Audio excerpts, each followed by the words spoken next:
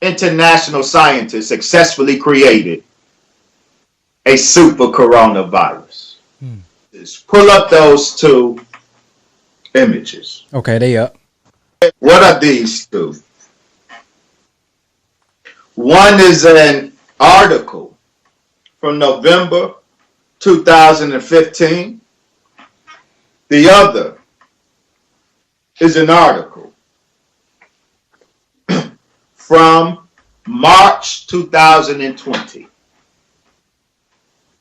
The first one, November 2015, from Vice. It's entitled, Ethical Questions Arise After Scientists Brew Super Powerful SARS 2.0 Virus. Get that language, SARS 2.0. Now, one, what is SARS?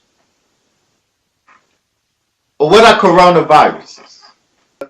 They're RNA viruses. The common cold is caused by a human coronavirus. Other species have coronaviruses, but species or coronaviruses from other species such as bats, they never cross over to humans. Bats have an abundance of coronaviruses. Bats bite humans, but in that process, bats never transmit their coronavirus to humans. The first time a bat coronavirus became infectious for humans was in 2003, SARS. We have the documentation, Brother Ben, that allows us to say with confidence the 2002-2003 SARS virus was artificially created. We got the documents of their experiments trying to create the SARS virus, and we got the documents of their successful creation of the SARS virus. SARS was their first success in manipulating a bat coronavirus such that it could infect human cells. They created SARS, and I will get to who the they is. They created SARS in 2002, 2003, and they released it in China. Then the next coronavirus, animal coronavirus, that out the blue switched hosts, infected humans, was MERS, MERS.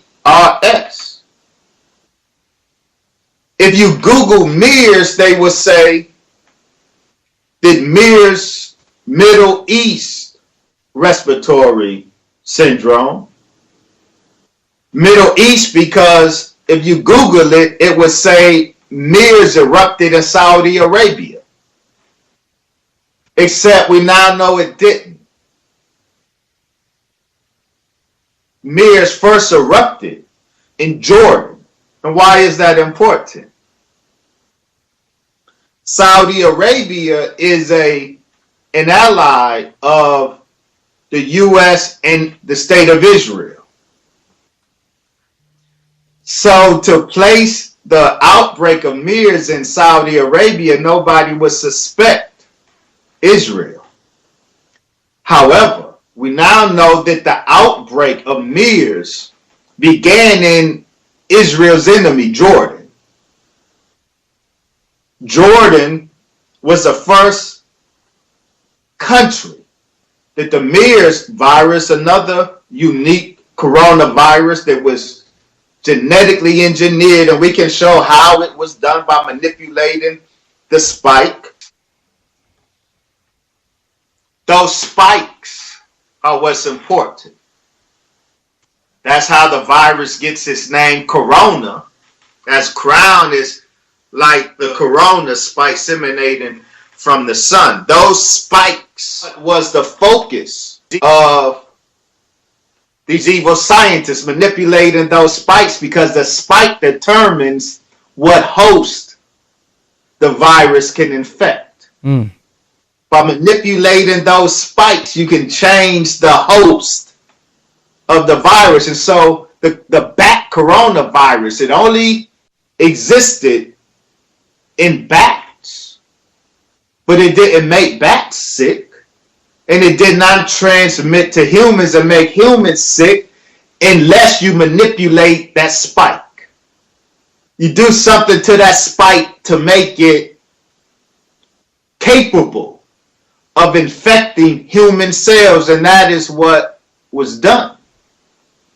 First with SARS in 2002, then with MERS in 2013-14, but in 2015 now,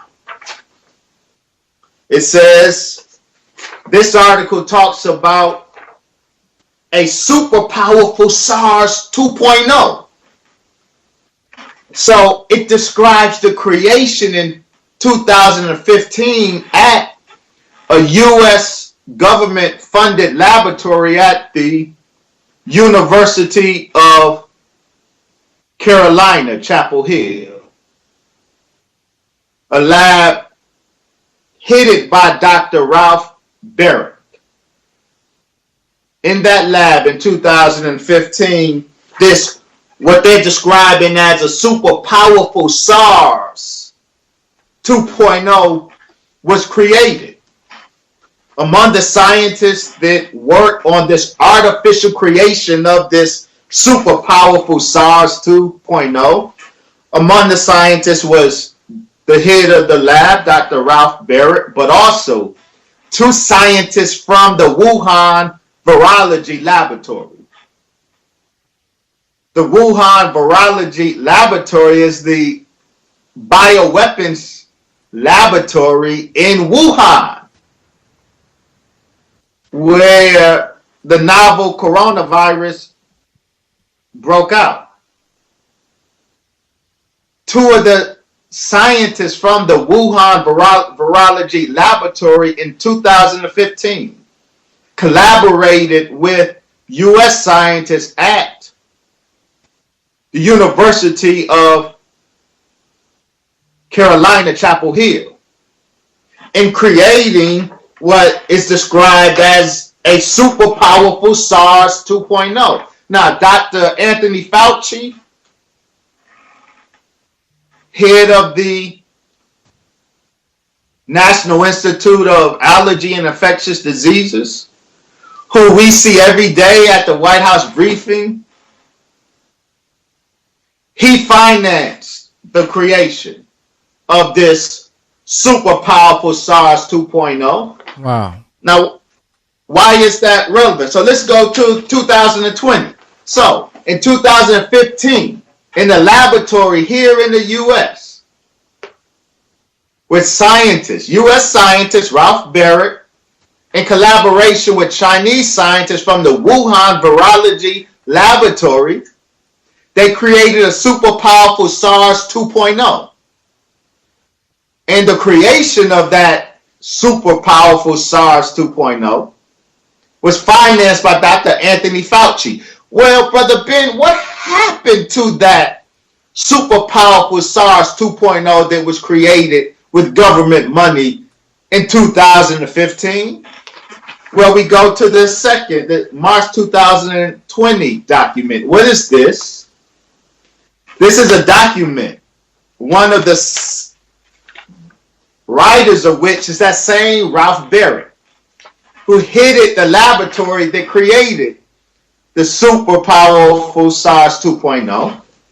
In this March 2020 article, he is part of a committee that is responsible for renaming the novel coronavirus, because when we first heard about this coronavirus we are dealing with right now, it was called novel coronavirus.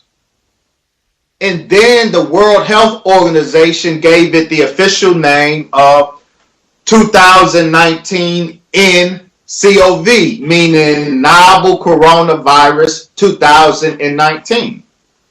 That is not the name of this virus anymore, Brother Ben. Do you know what the official name of this virus that is ravaging the world? Do you know what the official name of it is now? No, sir. SARS-CoV-2.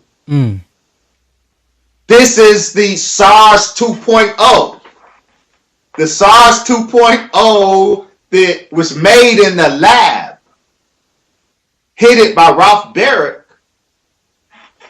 Ralph Barrett is part of the committee in 2020 that renamed the current COVID virus SARS 2.0. So the virus that we are dealing with right now is a real virus. The prototype of it was created in 2015.